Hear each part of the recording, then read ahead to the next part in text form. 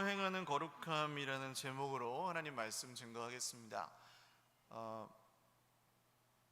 두 가지 의미를 좀 담았는데요. 몸으로 행하는 거룩함이라는 제목에 몸은 우리 몸, 직접적인 의미로 우리 몸으로 거룩함을 행해야 된다는 의미와 또 한 가지 의미는 주님의 몸, 교회 공동체로서 함께 거룩함을 연습하고 배워가는 것에 대한 이야기를 오늘 말씀을 통해서 좀 나누려고 합니다.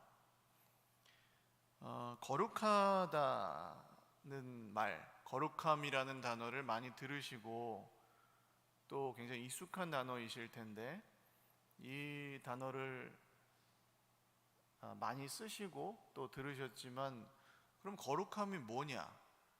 우리가 추구해야 될 거룩함은 어떤 것이냐?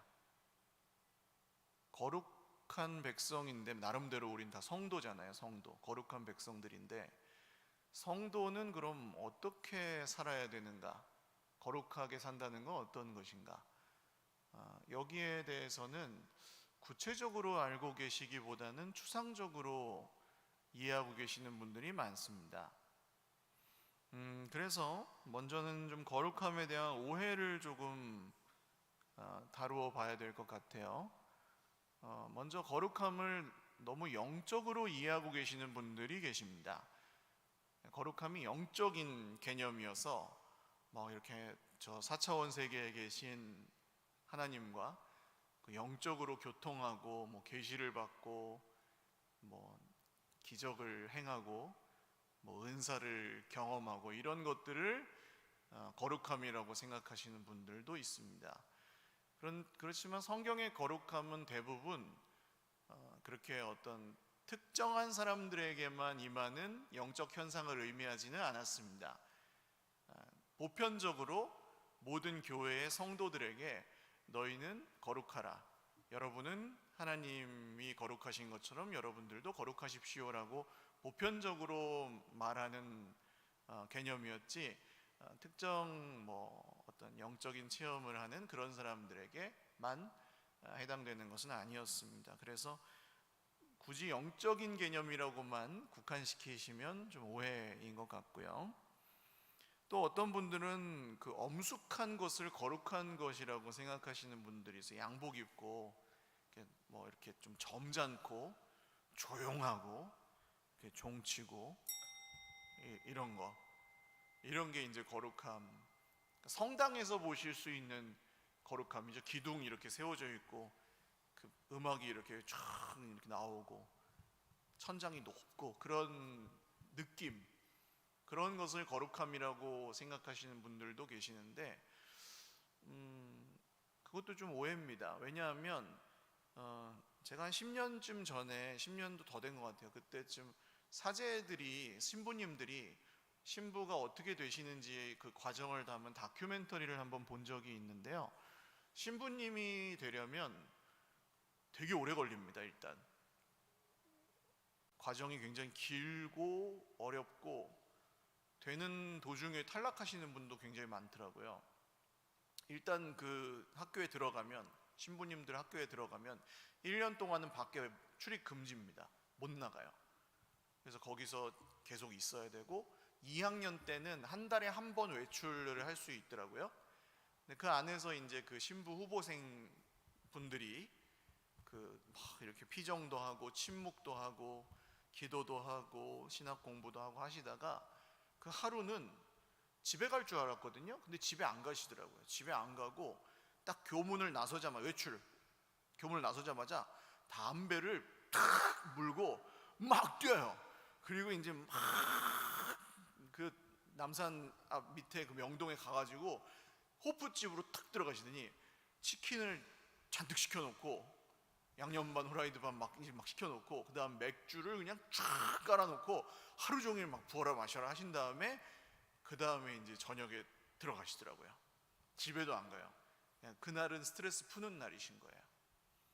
근데 이것을 가지고 굳이 담배를 피웠기 때문에, 술을 마셨기 때문에 신부님들이 거룩하지 않다 이렇게 표현할 수는 없겠죠. 그분들이 그분들이 평생 살아가는 삶을 거룩하지 않다고 말할 수 없고, 그분들이 그냥 단순히 그것 때문에 그분들이 평소에 살아가는 삶을 뭐 다 부정할 수는 없습니다. 그렇기 때문에 그냥 단순히 점잖고 겉으로 거룩하게 엄숙하게 보이는 것을 거룩이라고 하는 것도 좀 오해 내지는 조금 그냥 눈에 보이는 것에 좀 국한된 개념으로 이해하고 계시는 것 같아요. 또 어떤 분들은 성경 읽기나 기도 혹은 봉사 이런 것들을 하는 게 거룩한 행위라고 생각하시는 분들도 있습니다. 물론 그런 행위들은 거룩한 삶을 살아가는 데 도움이 됩니다. 거룩한 삶을 살아가고 거룩한 백성으로 살아가고 닮아가는 데 도움이 되겠지만, 성경을 읽으면서도 그 메시지를 받아들이지 않는다든지, 기도하면서도 자기의 욕심대로만 구한다든지 이런 것들도 얼마든지 가능하기 때문에 그 행위 자체가 거룩하다고 볼 수는 없습니다. 그래서 그 행위와 거룩은 일치하지 않습니다. 도움은 될 수 있으나 일치하지는 않습니다. 그래서 이런 오해가 혹시 가지고 계신 분들은, 이런 거룩함에 대한 오해를 가지고 계신 분들은 그 오해가 깊어지면 영육을 구분하는, 지나치게 분리해버리는 영육이원론이나 거룩한 것과 속된 것, 소위 말하는 영적인 것은 선하고 육적인 것은 악하다, 거룩한 것은 선하고 세상적인 것은 다 악하다, 이렇게 구분해버리시는 그 이원론에 빠져버리실 가능성이 있습니다. 이 이원론에 빠지면은 어떤 문제가 있냐 하면, 세상에서 살아가잖아요. 우리는 대부분 수도원에서 산속에서 사는 게 아니고, 그러니까 우리는 세상의 문물과 즐길 거리들과 하나님께서 또 만들어 놓으신 세상의 문화와 이런 것들 안에서 우리는 살아가니까 우리도 다 접하게 되는데, 그 가운데서 어쩔 수 없이 피할 수 없이 접하는 것들을 스스로 죄책감을 느끼는 거죠. 거기서 과도한 죄책감을 느끼면서 나는 죄인이야 하면서 살아가시는 분들이 계실 수 있고, 또 어떤 분들은 남을 지나치게 정죄하는 그런 함정에 빠지실 수도 있습니다. 그냥 무조건 세상적인 건 다 나쁜 거야 하면서 저 사람은 잘못이야, 저 사람은 저런 걸 하니까 나쁜 사람이야, 거룩하지 못한 사람이야, 이런 판단 기준을 자기가 가지거나 남을 미워하는 함정에 빠질 수도 있게 됩니다. 그러니까 우리에게는 이 거룩함에 대한 바른 이해와 균형이 좀 필요하다고 볼 수 있겠죠. 그래서 오늘 데살로니가 성도들에게 보냈던 바울의 편지를 통해서 그럼 성도들이 추구해야 될 거룩함은 어떤 것인지 좀 구체적으로 균형 있게 좀 이해하고 우리가 받아들이는 그런 시간으로 삼으시면 좋겠습니다. 먼저 이 거룩함이라는 것은 우리가 아까 말씀드린 그런 오해들을 좀 피하고 본질적으로 거룩함에 대한 얘기를 해보면, 거룩함은 우리가 영적으로 추구하는 것이 아니고 오히려 아주 현실적으로 우리 삶에서 할 수 있는 것들을 하는 것을 의미합니다. 거룩함은 우리 삶에서 실제로 추구하는 것입니다. 바울 사도가 오늘 1절을 보시면, 형제들아 우리가 끝으로 하면서 결론적으로 하면서 꺼내는 얘기가 그 얘기거든요. 여러분이 마땅히 어떻게 행하며라는 단어는 행한다, 걷는다 이런 단어가 성경에 나오시면 그건 다 삶입니다. 라이프, 살아가는 것에 대한 얘기예요. 그러니까 여러분이 어떻게 살지를 우리에게 배운 대로 하나님을 기쁘시게 할 수 있는지 우리에게 배운 대로 여러분이 살아가시고 있습니다. 그 살아가고 계신 것을 더욱 열심히 연습하십시오. 제가 조금 의역하면 1절은 그런 뜻이에요. 여러분 우리에게 배운 대로 하나님을 기쁘시게 해드리는 삶을 계속해서 살아가는 것을 연습하십시오. 삶에서. 바울의 그 편지들을 읽어보시면 대부분 앞쪽의 내용들은 그 바울 사도가 그 교회에 보내고자 하는 영적인 교훈들, 이 내용들, 진리의 내용들에 대한 것이라면, 후반부는 그 진리의 내용을 가지고 그럼 어떻게 살아갈 것인가 적용하는 내용들을 담고 있거든요. 로마서도 그렇고 오늘 여기 데살로니가 전서도 그렇습니다. 그러니까 여긴 적용이에요. 그럼 이런 앞쪽에 있는 그런 교훈들을 가지고 우리는 어떻게 살 것인가, 어떻게 변화될 것인가, 어떻게 거룩한 성도의 삶을 추구할 것인가, 이걸 이제 바울 사도가 얘기하고 싶은 겁니다. 근데 그 거룩함은 삶에서 추구하고 연습하라는 거예요. 그러니까 여러분 계속 반복해서 드리고 있는 말씀이 있죠. 이 과정이 어떻습니까? 말씀이 전해지고 그 말씀을 받아들이고 말씀을 받은 사람들이 그 말씀에 나오는 주님의 모습과 말씀을 전해준 사람들의 본을 받고 그 다음 자기들도 그 본을 계속 받다 보니까 본이 되기도 하고 그 본이 되는 삶을 계속 살다 보니 선한 영향력이 생기고 그것이 점점 확장되는 이런 단계들을 거쳐서 교회 공동체의 변화가 일어나고 그것이 확장된다고 말씀을 드렸잖아요. 이게 지금 데살로니가에서 일어나고 있는 일이었는데 고대 도시 데살로니가에서 가장 아마도 문제가 되었던 주제는 성적인 죄였습니다.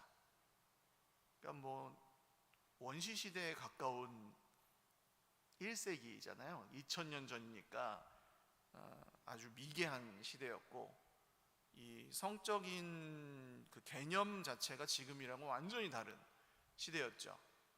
그러니까 그것에 대해서 바울 사도가 데살로니가 성도들에게 제일 먼저 얘기합니다. 음란을 버리고 하면서 시작하죠. 근데 이 내용을 사실 오늘날 현대 우리 성도들에게 어느 정도 적용을 해야 되나 제가 고민이 좀 많이 되기는 했어요. 어떤 면에서는 그때보다 더 심하고요. 지금은 이 성적인 문제가 어떤 면에서는 굉장히 그것이 감추어져 있어서 다루기가 쉽지 않은, 감추어져 있고 복잡해서 다루기가 쉽지 않은 상황이기 때문에 한 시간의 설교에 그것을 다 얘기하기가 좀 조심스러운 면이 있습니다. 그래서 직접적으로 다 언급하지는 않고 그냥 한 절반 정도 오늘 할 생각인데 현대 교회가 좀 성을 대하는 방식 먼저 얘기를 좀 해볼까요? 현대 교회는 성에 대해서 그러니까 섹스라는 말을 안 합니다. 그냥 아예 강단에서 제가 이런 단어를 언급하는 것조차 어색하잖아요. 얘기를 안 해요. 왜냐하면 이것을 더럽고 부정한 것으로 여기기 때문입니다. 이건 섹스는 성은 더러운 거야. 음란한 거야. 음란하면 죄야. 이렇게 율법적으로 조금 받아들이시는 분들은 대부분 그냥 그렇게 치부해 버리시고 그냥 언급하지 않는 거예요. 근데 여러분 이게 그런가요? 결혼 관계가 아닌 사이에서 벌어지는 성관계는 죄입니다. 명백하게. 하나님께서 별로 그렇게 기뻐하시지 않습니다. 청년들하고는 나중에 얘기해요. 여러 의미에서 그런 게 있어서. 그러나 결혼 관계 안에서 남편과 아내가 성생활을 즐기는 것은 부부 금슬이 좋은 것은 문제가 하나도 없습니다. 좋은 겁니다. 자랑할 만한 일입니다. 서로 사랑하는 것에 굉장히 중요한 또 핵심적인 것이기 때문에 사랑은 마음으로만 하는 게 아니에요. 몸으로도 하는 것이고 그것은 성적인 것도 굉장히 많이 포함이 되어 있기 때문에 하나님께서 원래 만드신 대로 사랑하는 것에 포함이 되어 있는 아주 중요한 얘기입니다. 이것은 더군다나 오늘날 수많은 가정들이 깨어지고 또 문제가 생기는 이유 중에 하나가 바로 이 문제잖아요. 성적인 문제로 인해서 외도를 한다거나 그렇죠? 이런 문제가 생기면 근데 알잖아요. 그렇게 하면 가정이 깨지고 자녀들이나 배우자가 상처를 받고 지금까지 살아온 삶의 신뢰나 이런 것들을 다 잃어버리고 그런다는 사실을 알면서도 그렇게 하는 경우가 있단 말이에요. 그럼 이게 중요하지 않은 얘기가 아니죠. 자기 삶이 다 무너지는 걸 무릅쓰고 그렇게 하는 사람들이 있다는 것은, 이것은 얘기를 안 해서 그렇지 굉장히 중요한 얘기, 우리 삶에, 인간의 삶에 굉장히 중요한 부분을 차지하는 이야기라고 할 수 있습니다. 남자들에게 특별히 조금 더 중요하게 느낄 수 있고, 여성들은 상대적으로 조금 남자들보다는 조금 덜 중요하게 느끼실 가능성이 높은데, 이해하시는 것은 또 중요한 것 같아요. 왜냐하면 또 현대에는 또 새로운 문제, 혐오의 문제가 대두되고 있기 때문에, 이 성적인 문제로 인해서 남성에 대한 혐오, 여성들이 남성에 대한 그릇된 인식과 잘못된 그 사고방식, 이해할 수 없게 만들어버리는 아예 장벽 같은 게 생겨버리는 이런 문제들도 굉장히 복잡하기 때문에 이 얘기를 나누는 것, 그리고 성경에서 하나님께서는 뭐라고 말씀하시는지를 찾아보고 좀 우리가 생각하고 우리 삶에 적용하는 것은 굉장히 중요한 일이라고 생각이 듭니다. 얘기를 교회에서 안 하다 보니까 어떤 일이 발생하냐 하면, 각자 알아서 추구하고 즐기거나, 그죠? 알아서 추구하고 적당히 즐기는 거예요. 하나님을 믿는 건 믿는 거고, 이거는 그냥 내 맘대로 즐기는 거예요. 아니면 하나님을 믿는 건 믿는 거고, 이거는 그냥 닫아놓고 사는 거예요. 즐기지 않는, 아예 그냥 다 악한 거니까 그냥 닫아놓고 사는 거예요. 그런 양극단으로 가버리시는 경우들이 대부분입니다. 무관심하거나 너무 지나치게 탐닉하거나, 그리고 그런 삶을 서로 공유하지 않거나, 뭐 이런 일들이 대부분입니다. 그래서 우리에게는 좀 대안이 필요한데, 바울 사도가 오늘 음란은 버리라 그러잖아요. 그냥 과도하게 탐닉하는, 이 성적인 쾌락에 과도하게 탐닉해서 모든 관계들을 다 파괴시킬 정도의 이런 것들은 버리고, 버릴 것은 버리고 배울 것은 배워서 하나님이 주신 질서 안에서 즐기고 누리는 것이 우리가 좀 지금 가져야 될 대안이라고 할 수 있습니다. 이것은 성적인 문제뿐만이 아니라 우리가 오늘날 하나님께서 주신 모든 이 세상의 즐길 거리들에 대한 똑같이 가져야 될 관점입니다. 예를 들어서 영화를 보는 것이나 드라마를 보는 것이나 뭐 게임을 하는 것이나 운동을 하는 것이나 술을 마시는 것이나 다 똑같습니다. 사실은 하나님께서 만드신 그 것들은, 이 세상의 모든 것들은 그 지으신 것이 선함에 버릴 것이 없느니라 말씀하셨잖아요. 그러니까 그 안에서, 주님이 주신 질서 안에서 즐기고 누린다면 그 중에 악한 것이 없어요. 인간이 자기의 그 악함을 위해서 만들어낸 것들은 버려야 되겠지만, 우리가 즐기는 그 문화 가운데 선한 것들은 하나님이 주신 것들도 많아요. 즐길 수 있도록. 그런데 뭐 음악 같은 것도 마찬가지고요. 그런데 그것에 빠지는 경우가 있죠. 예를 들어 뭐 드라마를 보는 것 자체는 죄가 아닙니다. TV 보는 거 죄 아닙니다.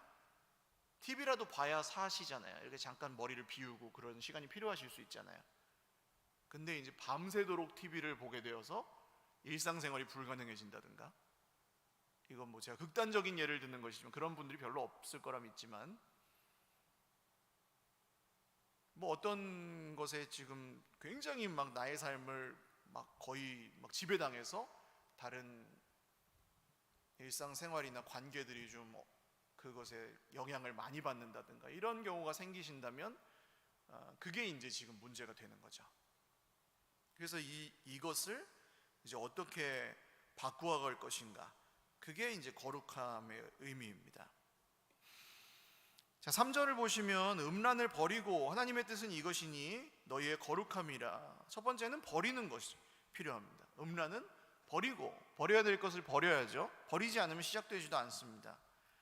그러니까 결단하셔야죠. 하나님께서 말씀을 통해서 무언가 우리에게 주실 때 내가 버려야 될 게 있습니다. 그것은 좋은 것들 중에도 있고 안 좋은 것들 중에도 있습니다. 내가 생각하기에 좋은 것, 긍정적인 것, 내가 생각하기에 부정적인 것. 근데 그 중에 버려야 될 것들이 있습니다. 내가 고집하고 있는 것 중에도 버려야 될 것들이 있습니다. 그 버리기 전에는 이 거룩함을 향한 여정이 시작되지 않습니다. 왜냐하면 그게 내 고집이거든요. 이 고집은 죄로부터 시작된 것이고 내가 포기하지 않고 붙들고 있는 우상일 가능성이 높기 때문입니다. 그 다음에 각각 거룩함과 존귀함으로 자기의 아내 대할 줄을 알고, 그렇게 써 있는데요. 4절에 이 아내라는 단어는 직역하면 그릇이라는 뜻입니다. 단어가 원래 아내라는 단어가 아니고, 근데 왜 아내라고 번역을 했냐 하면 사람마다 자기 아내를 더 연약한 그릇으로 알아 귀히 여기고 하나님의 은혜를 같이 함께 이어받을 상속자로 알라, 이 말씀 때문에 그릇이라고 번역을, 그릇이라는 단어를 아내로 번역을 한 것 같아요. 이 개역개정이나 세번역 성경은 아내로 번역을 다 했는데, 그 밑에 성경책 가지신 분들은 밑에 보시면 거기 괄호치고 각줄을 달아놨는데 헬 그렇게 쉼표하고 자기 몸을 절제할 줄 알고 그렇게 써놓은 거 밑에 보이십니까? 그렇게 써있는 성경도 있으시죠? 자기 아내를 대할 줄을 알고, 그 구절을 자기 몸을 절제할 줄 알고. 그러니까 여기는 그릇이라는 단어를 몸으로 번역한 거죠. 그래서 자기 몸을 거룩함과 존귀함으로 대할 줄을 알고, 이게 거룩함의 또 하나의 뜻입니다. 자기 몸을 함부로 쓰지 않는 거예요. 뭐 쾌락을 위해서 자기 몸을 쓴다는 것은 뭐 여러 가지 있겠지만, 지금은 우리나라에서 지금 마약 중독의 비율도 굉장히 늘어나고 있고요. 선진국으로 가고 있는데 이상한 문제가 생기죠. 혹은 뭐 아주 정말 상상하지 못했던 문제들이, 생활 수준은 높아졌는데 전혀 생각지도 않았던 문제들이 생기는 거예요. 사람들이 자기의 몸을 귀히 여기지 않는. 근데 자기의 몸을 귀히 여기고 절제할 줄 아는 것, 그 자체가 거룩함과 존귀함의 연습 중에 하나입니다. 그래서 그렇게 몸이라고 번역할 수도 있고, 또 한 가지 번역은 구약성경에 원래 구약성경은 히브리어로 적혀 있는데 히브리어를 헬라어, 그리스말로 번역한 70인경이라는 성경이 있습니다. 옛날 유대인들이 보기 위해서 히브리어를 그리스말로, 그 당시에 좀 거의 공용어였던 그리스말로, 디아스포라라 그러죠. 세계에 퍼져 있는 유대인들이 같이 보려고 번역한 그리스말 버전의 구약 성경이 있는데, 거기에 다윗이라는 사람 여러분 아시죠? 다윗이 사울이라는 왕에게 쫓겨서 부하들과 도망치다가 배고파가지고 아비아달 제사장이라는 사람에게 가서 골리앗의 칼이라는 그 무기를 받고 거의 굶어 죽을 지경이었거든요. 그래가지고 먹을 걸 좀 달라 그러니까 제사장이 먹을 건 여기 없고 하나님께 드리는 떡밖에 없는데 이거는 제사장밖에 못 먹는 건데 너네가 지금 굶어 죽을 지경이 됐으니까 혹시 여자와 동침하지만 않았으면 주겠다. 그러니까 죽을 지경이니까 준다고 한 거예요. 이 제사장은 생명이 더 중요하다고 여겼기 때문에 율법보다 생명을 더 귀히 여겨서 그걸 주는 거예요. 그랬더니 다윗이, 아니 평소에도 우리는 자기의 그릇을 뭐 그렇게 그럴 겨를이 없는데 하물며 이렇게 바삐 굶주리면서 쫓겨온 마당에야 우리의 그릇이 어찌 깨끗하지 않겠습니까? 라고 그렇게 말을 하거든요. 거기에도 이렇게 그릇이라는 단어로 번역을 했는데, 거기에서는 이제 그 그릇을 남성의 성기를 그릇이라는 단어로 비유적으로 일컫는 것으로 봅니다. 그러니까 여성과 동침하지 않았다는 말이죠. 이 다윗과 다윗의 부하들이. 그래서 거기서 그 하나님의 떡을 먹고 살거든요. 그러니까 여기서 이제 세 번째 가능성은 각각 거룩함과 존귀함으로 자기의 아내가 아니라 자기의 성적 기관을 대할 줄을 알아야 된다. 거룩함과 존귀함으로 자기의 성적 기관을 대할 줄 알아야 합니다. 그런 말씀이에요. 그러니까 이 말씀은 사실 이 성적 욕구가 막 이렇게 불같이 일어나지 않으시는 분들에게는 그렇게 와닿지 않으시는 말씀이실 수 있어요. 그런 분들은 좀 일반적으로 적용을 하시면 될 것 같고, 혹시라도 이런 성적인 욕구나 정리되지 않은 이런 성적인 개념으로 인해서 내 삶 가운데 좀 문제가 발견되고 계시는 분들은 직접적으로 적용을 하셔야 됩니다. 왜냐하면 그게 내 삶의 영적인 성장을 막고 있는 장애물일 수 있기 때문에 그래요. 자, 그렇게 거룩함과 존귀함으로 자기 몸을 혹은 성적 기관을 대할 줄 알아야 합니다. 알아가야 되는 거예요. 버릴 걸 버리고 알아가야 될 것을 알아가는 것, 이것이 우리에게 필요하다는 겁니다. 교회 와서 말씀을 들었어요. 오늘 좋은 말씀 들었네. 그리고 사는 건 그냥 똑같이 살아요. 그게 아니라는 거죠. 교회 와서 들은 말씀이 있으면 그 말씀이 지금 내 삶의 어느 부분에 와서 지금 닿아야 되는지를 생각하는 거예요. 그게 내 손인지 발인지 입술인지 생각인지 눈인지, 내가 바라보고 있던 것을 어떻게 바꿀지, 내가 말을 이렇게 하고 있던 걸 어떻게 바꿀지. 제가 그래서 예를 들어서 말씀을 자주 드리는 게, 자녀들에게 우리가 사랑한다고 말하면서 사랑하기 때문에 말을 하는데 어느새 보면 저주를 하고 있을 때가 있다. 그런 말씀을 드리는 것도 우리가 입술을 바꿔야 되는 거죠. 그러면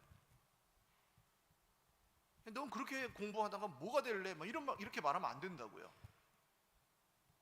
잘 못하고 있는 자녀나 혹시 좀 마음에 안 드는 모습이 있어도, 얘야, 하나님께서 너와 함께 하시니 너의 인생이 잘 될 것을 나는 믿는다. 지금 너는 부족해 보이지만 하나님이 너와 함께 하실 거야 라는 축복의 말로 부모가 축복해 줄 수 있겠죠. 이렇게 바꿀 수 있는 겁니다. 자기 입술을 바꾸라고 하나님께서 말씀하시면 바꿔야죠. 이게 거룩함입니다. 거룩함을 버려야 될 거 버리고 알아가야 될 걸 알아서 연습하는 거. 처음부터 잘 될까요? 안 될까요? 잘 안 됩니다. 그래서 연습이란 말을 쓰는 거예요. 이게 하루아침에 된다고 생각하시면 아주 오산입니다. 많은 분들이 착각하시는 것이 교회 다니는 사람 다 착하고 선하다고 생각하시는데 절대 그렇지 않죠. 교회 다니는 사람들은 이제 그것을 시작한 사람들이죠. 그리고 어떤 분들은 이렇게 자라가야 된다는 사실을 안내받지 못하고 초반에 불행하게도 그냥 교회만 다니는 분들도 있잖아요. 그럼 안 자라가고 안 변하고 평생 교회만 다니시는 분들도 있기 때문에 섣불리 기대하시면 안 되는 거예요. 서로에게 이런 거룩함에 이르는 연습을 하고 계시는 분들은 변합니다. 그리고 서로에게 영향을 주겠죠. 자, 5절 보시면 세욕을 따르지 말고, 이건 이제 홀딱 빠지는 걸 의미합니다. 빠져서는 안 됩니다. 홀딱 빠져서는 안 됩니다. 성적인 욕구를 비롯한 이 모든 욕구는 하나님이 주신 질서 안에서는 다 누리셔도 되는 거예요. 그 질서 안에서, 하나님이 정하신 질서 안에서는. 그러나 그것에 빠지거나 그게 내 몸을 지배하게 두시는 건 안 돼요. 단순하죠, 기준이. 그거 하나님이 주신 질서 안에서는 하셔도 되는데 그게 내 삶을 지배하게 두시면 안 돼요. 거기에 내 몸을 맡겨버리시면 안 돼요. 화가 나는 것도 괜찮아요. 화낼 수 있죠. 화가 나는 게 왜 죄예요? 화내는 게 무조건 죄는 아닙니다. 화를 내야지 해결되는 문제도 있어요. 화를 안 내면 화병 걸리고 막 스트레스 받아갖고 우울증 걸리고 암 걸리고 그래요. 화를 내야 될 때도 있어요. 화를 내지 않으면 몰라요. 그리고 근데 화내는 게 잘못은 아닌데 화가 과도하게 나거나, 그렇죠? 그리고 화내는 것을 이용해서 다른 사람을 지배하거나, 화내면 해결되니까 자꾸 화를 내는 걸 이제 습관적으로 하거나, 이런 게 이제 문제인 거죠. 그게 지배하게 되는 거죠. 이런 걸 바꾸시는 게 거룩함입니다. 근데 여기에 빠지는 것이 이제 문제인데, 보통 내가 내 삶에 이제 이런 문제가 있다고 생각하시는 분들은 이미 빠져 계시거나 반복적으로 되는 이 문제가 해결이 안 되는 은밀하고 습관적인 죄가 계속되고 있다, 이렇게 느끼시는 분들이 많아요. 그래서 잘 안 된, 결심해도 잘 안 돼. 난 이건 맨날 하는데, 내 거짓말을 하는 습관이 있는데 잘 안 고쳐져. 나는 이렇게 자꾸 다른 사람한테 이 말을 들으면 이 사람한테 말을 할 때 자꾸 이상하게 전해. 내가 그러고 싶은 건 아닌데 자꾸 그래요. 습관적으로. 안 해야지 하는데 또 그러고 있어요. 뭐 이런 것들도 잘 안 고쳐지는 것들 중에 하나죠. 그러니까 안 된다고 생각하시는 거예요, 그게. 근데 왜 잘 안 될까요? 이게 성령이 뭔가 일을 안 하셔서? 우리가 의지가 약해서? 근데 대부분 안 되거든요. 내가 잘하고 있다고 생각하시는 분들이 그렇게 많지 않아요. 그러니까 목사님이 가끔 이렇게 요새 좀 하나님과의 관계는 좀 어떠십니까? 영적인 생활은 좀 어떠십니까? 변화가 좀 있으십니까? 이렇게 여쭤보면은 이렇게 가만히 계시다가 죄송해요 목사님 이렇게 가시는 분들이 많아요. 죄책감을 느끼시면서 내가 못한다고 느끼니까. 근데 대부분 그러시는 이유가 왜 그러냐면 각자 도생하고 있기 때문입니다. 알아서 하고 있기 때문에. 내가 알아서 해야 된다고 생각하기 때문에. 내가 노력해야 된다고 배운 거예요. 하나님은 문제가 없고 내가 잘해야지, 내가 노력해야지, 내가 참아야지. 근데 그게 되나요? 애초에 내가 될 것 같았으면 예수님이 왜 오십니까? 예수님이 오실 이유가 없죠. 내가 해결하면 되지, 내가 의지로 해결하면 되지. 그러니까 이것은 내가 하는 게 아니고 비결이 있습니다. 5절 보시면 5절에 주어를 한번 찾아보시겠어요? 주어. 5절에 주어. 5절 문장의 주어를 한번 찾아보십시오. 뭐죠? 주어가?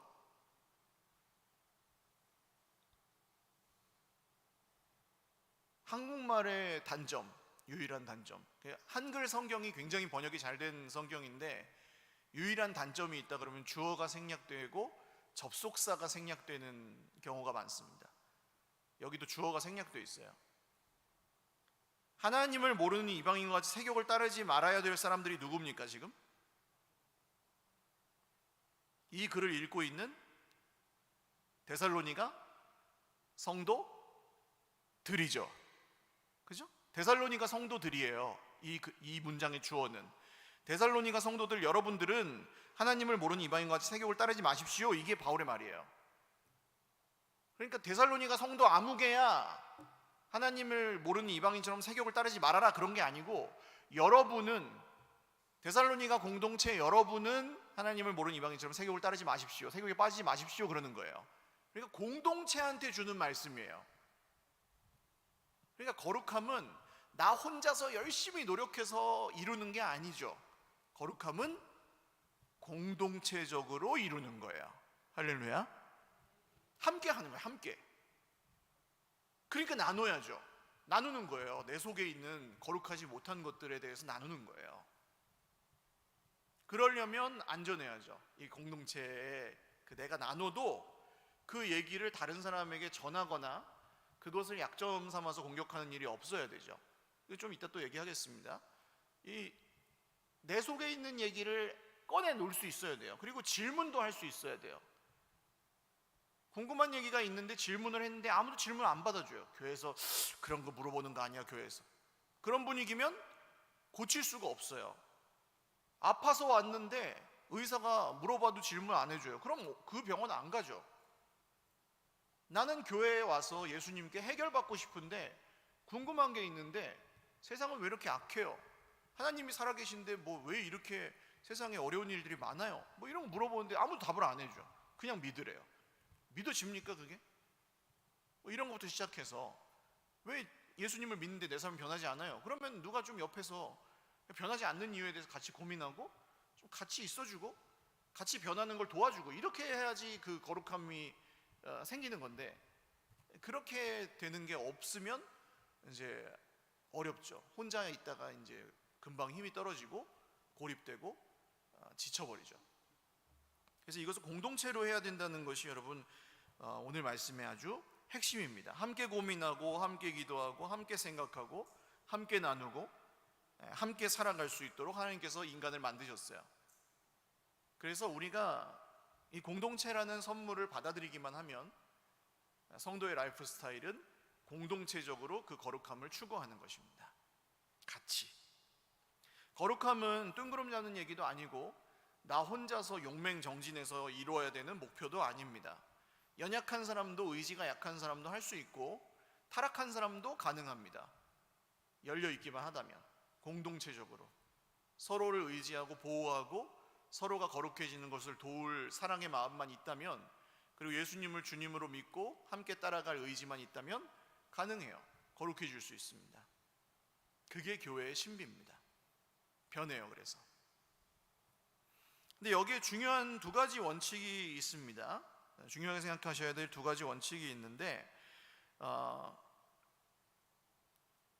6절 보시면 이 일의 분수를 넘어서 형제를 해하지 말라 이렇게 나오거든요. 원래는 이 말씀이 이 일은 여기 이 성적인 일들로 인해서 다른 형제나 자매들과 간음하지 말라는 거겠죠. 그러니까 미혼인 형제나 자매들과 간음하지 말아라, 혹은 다른 사람의 남편과 아내와 간음하지 말아라. 직접적인 교훈으로 받아들인다면 교회 안에서 다른 사람들의 배우자를 대할 때 조심하십시오. 행동하실 때 조심하시고, 이렇게 뭐 스킨십을 하시거나 할 때도 조심하십시오. 웬만하면 하지 마시고, 내 배우자가 불쾌히 여길 만한 행동을 하지 마십시오. 그리고 혹시 상대편이 불쾌하게 여길 만한 스킨십도 자제하십시오. 나는 그냥 옛날부터 알던 애니까 이뻐가지고 아유 이쁘다 하면서 툭툭툭툭 하는데 이 아이가 청년으로 자라가지고 나는 싫어, 그럴 수 있거든요. 그게 이제 다른 거예요. 이제 상대방이 받아들이는 거 어떻게 받아들이는지를 감안하셔서 하셔야 돼요. 모든 행동을. 그래서 이런 것들이 직접적인 적용이 되고요. 일반적인 적용을 한다면 분수를 넘지 않는 것과 형제에게 해를 주지 않는 것입니다. 분수를 넘지 않는 것은 무엇일까요? 우리가 지켜야 될 선을 지키는 것입니다.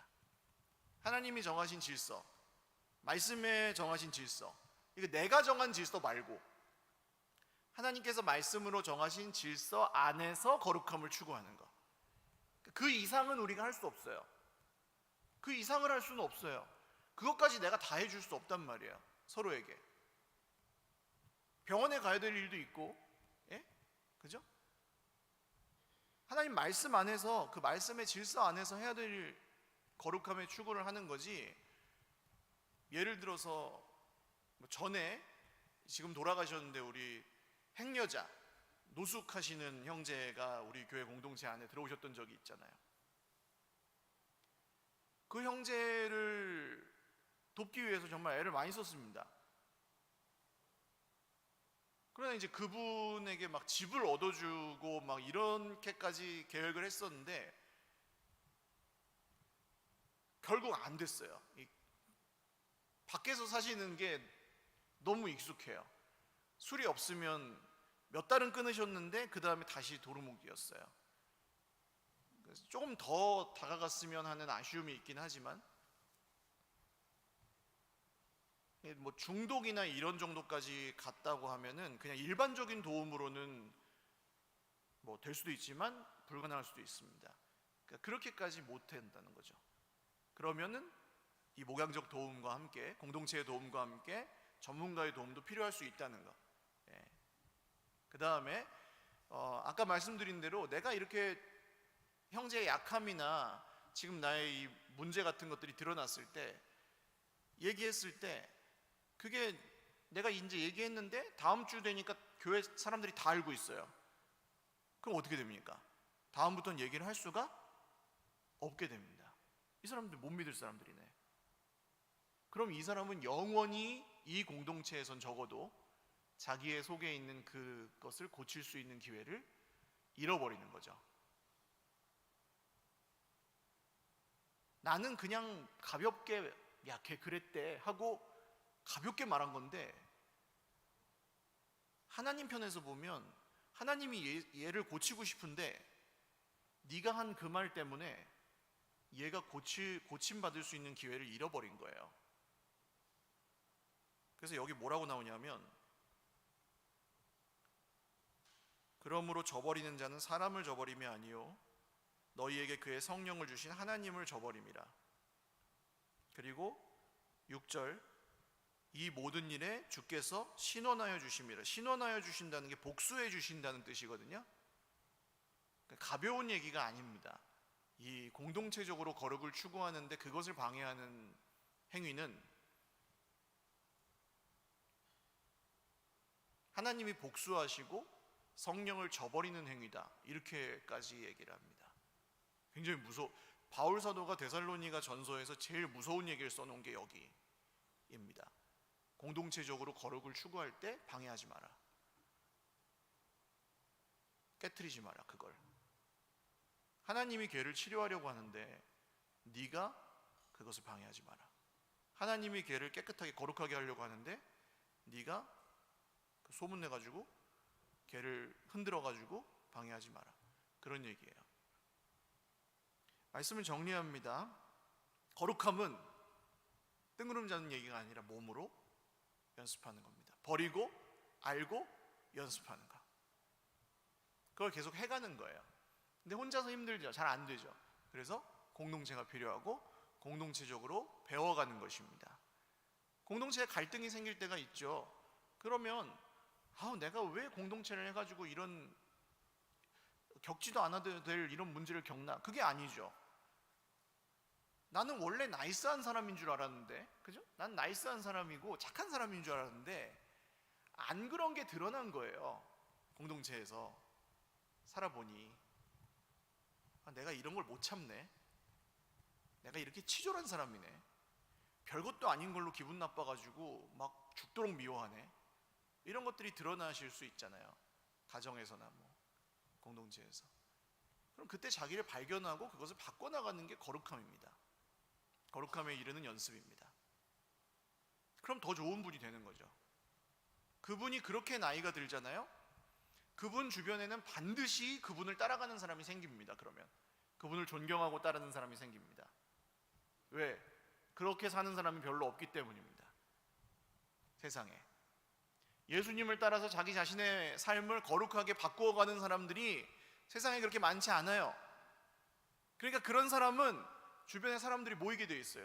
나도 저 사람처럼 살고 싶으니까, 나도 이런 사람처럼 되고 싶으니까 존경받는 교회 어른이 되는 거죠. 존경받기 위해서 하는 건 아니지만. 그리고 또 한 가지, 이것의 아주 중요한 원칙은 하나님이 주신 질서 안에서, 그리고 이 일이 굉장히 중요하다는 것을 알고 다른 사람을 해치지 않는 이 원칙을 지키는 것입니다. 바라기는 우리 서울교회 공동체가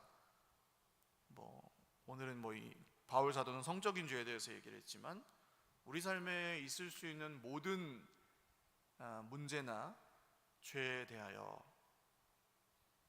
정말 공동체적으로 이 거룩함을 연습하고 치열하게 씨름하면서 예수님을 닮아가는 것의 기쁨을 누리고 경험하는 그런 공동체로 세워져 가기를 주님의 이름으로 축원을 드립니다. 같이 기도하겠습니다.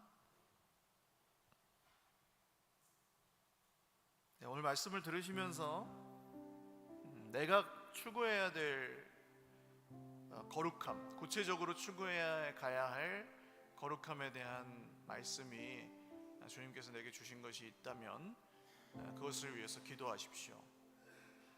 아마 가볍지 않으실 겁니다. 그런 게 있는 분들은 그게 그렇게 가볍지 않으실 겁니다. 오래된 것일 가능성이 높고 잘 해결이 안 돼서 이미 지금까지 품고 계시는 것일 가능성이 높으실 겁니다.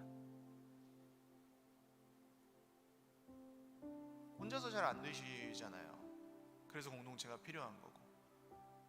그렇다면 기도하십시오. 하나님, 제게 공동체를 주십시오. 신뢰할 수 있는, 저의 문제를 좀 나누고 함께 안전하게 그 문제를 놓고 기도하고 좀 고민 같이 나눌 수 있는 공동체를 만나게 하여 주십시오.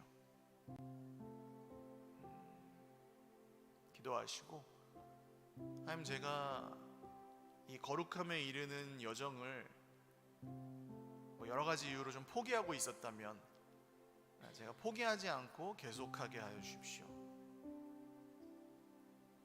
계속 힘쓰라고 하는데, 더욱 많이 힘쓰라고 바울 사도는 명령하는데, 그냥 적당히 예배 드리고 적당히 기독교인으로 살아가는 것에서 제가 머무르고 있었다면 다시 제가 거룩한 백성으로 살아가고 예수님을 닮아가는 이 여정에 다시 한 걸음을 내딛게 하여 주옵소서. 함께 기도드리겠습니다. 하나님 아버지, 오늘 우리 삶에 버리고 새롭게 알아가야 될 것들, 그리고 살아내고 연습해야 될 것이 있다면 주님 우리에게 알려주십시오. 알면서도 여전히 반복하고 있는 죄가 있고 거듭되고 있는 문제가 있다면 그것을 내려놓고 주님 앞에 맡깁니다.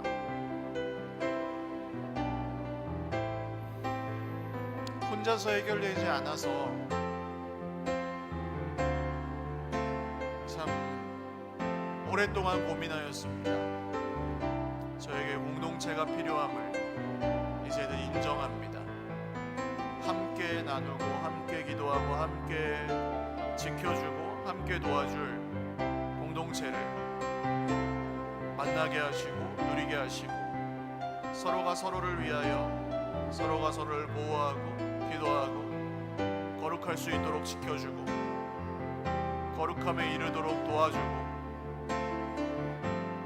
변해갈 수 있도록 닮아갈 수 있도록 예수님을 더 알아갈 수 있도록 서로가 서로에게 의지가 되어주는 그런 공동체로 우리 서희교회 공동체가 계속해서 세워져 가게 하여 주십시오.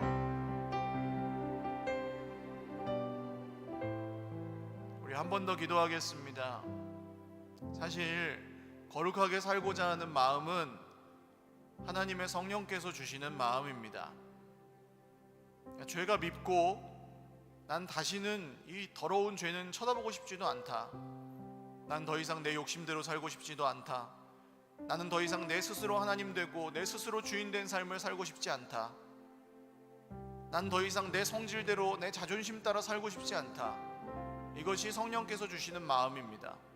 근데 여기서 멀어져서 하나님의 은혜가 너무 익숙하고 당연해졌고, 내가 어느 정도 신앙생활하고 의롭고 나보다 못한 사람도 많은데 나 정도면 괜찮은 거지 하고 오랫동안 살고 있어서 그 마음이 무뎌져서 하나님 앞에 회개하고 거룩함을 향해 나아가는 우리의 마음이 식어져 있다면 그것은 지금 당장 우리를 죽게 만들진 않아도 서서히 우리를 죽어가게 하는, 하나님에게서 멀어지게 만들고 결국에는 끊어지게 하는 그런 무서운 병일 수도 있습니다.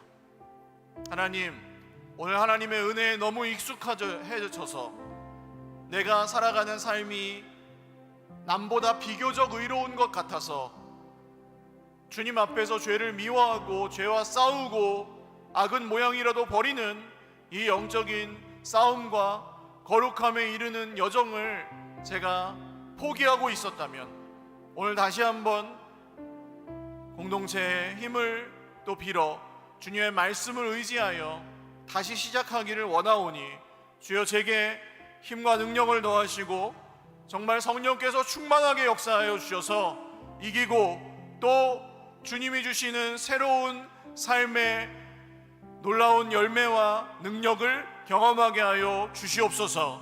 함께 한 번 더 기도드리겠습니다.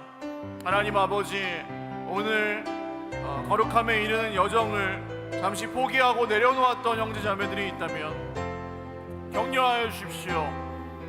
죄를 미워하고 죄와 피 흘리기까지 싸워 정말 이기기를 소원하고 다시는 예전으로 돌아가고 싶지 않다는 마음의 갈망이 우리 안에 늘 있게 하여 주십시오.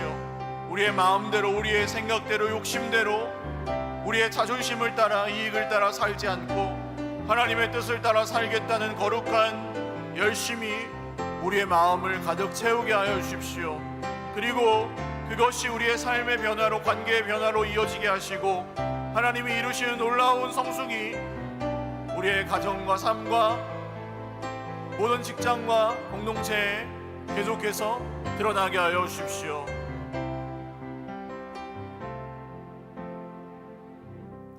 살아계신 하나님 아버지, 우리의 삶이 거룩하게 되기를 간절히 원합니다. 교회 공동체 안에서도, 가정에서도, 직장에서도 우리의 삶이 늘 한결같이 거룩하게 되기를 소원합니다.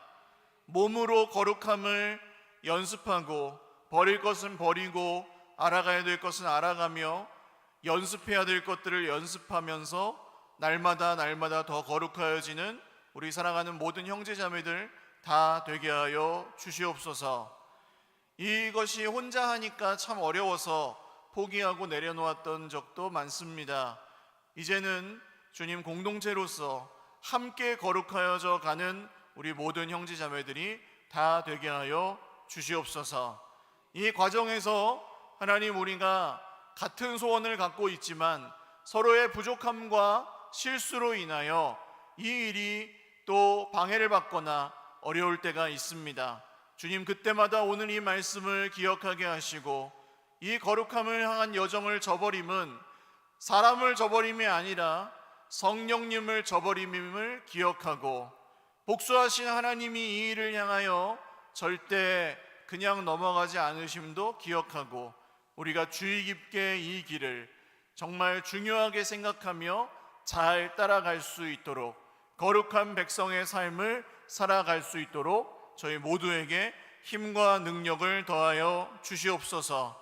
혹시 힘과 능력을 잃어버리고 지쳐서 이 여정을 잠시 내려놓고 있었던 형제자매들이 있다면 오늘 다시 시작할 수 있게 하시고 그 걸음을 도와주시옵소서.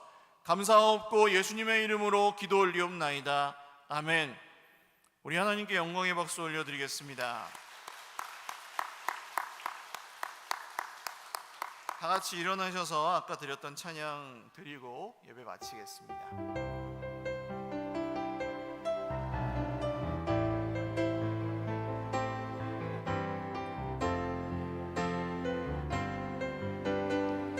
주님 내 안에, 주님 내 안에, 주님 내 안에, 내 안에 계시고 주님 내 안에, 주님 내 안에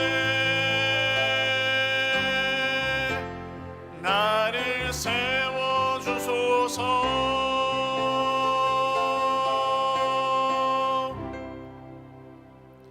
이제는 우리 구주 예수 그리스도의 무한하신 은혜와 하나님 아버지의 신실하신 사랑과 성령님의 교통하심이 오늘 말씀을 듣고 우리의 몸으로 삶으로 거룩함을 연습하며 그것을 공동체적으로 함께 이루어 가며 이것을 포기하지 않고 중요하게 생각하며 나도 거룩하여지고 다른 사람들도 거룩하여질 수 있도록 돕기를 다시 한번 결단하고 시작하는 주의 백성들 머리머리 위에와 가정과 직장과 모든 삶터 위에, 자녀 손들 위에, 그리고 이 여정을 계속해서 함께 해갈 거룩해져 가는, 날마다 거룩해져 가는 공동체 우리 서일교회 위에 영원토록 함께 있을지어다.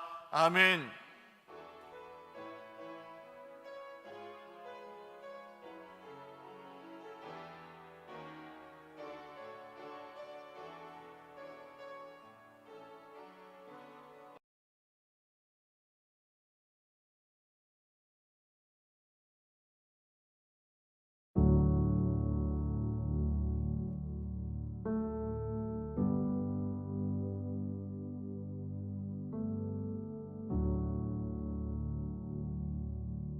재직들은 그 자리에 남아 주시면 바로 재직회 하겠습니다. 재정보고를 위한 재직회니까요. 인원 점검 없이 바로 시작할 테니까요. 뭐 긴 시간 아니니까 남아 주시고 함께 해 주십시오.